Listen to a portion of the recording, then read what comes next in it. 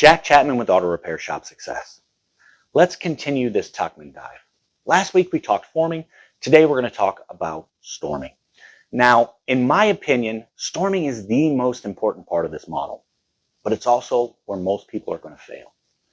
Storming, by definition, is where people are sorting things out and gaining trust both with one another and with the process. It is the most common point for conflict and power struggles, both with leadership and the old ways of thinking or doing things.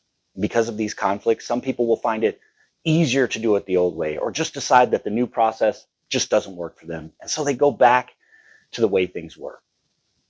Why? Do you remember why you started? You wanted a result, and the old way was not given that to you. Look, these things are likely to happen. So likely there's actually a stage for them to happen in. But the proper execution of this is to take these issues back down to the forming phase.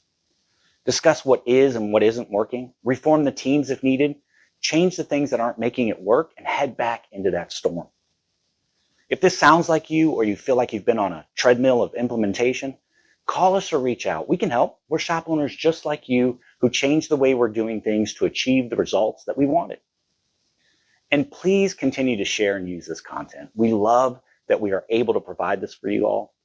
Join us next week. We're going to talk about norming. And as always, we can't wait to see you.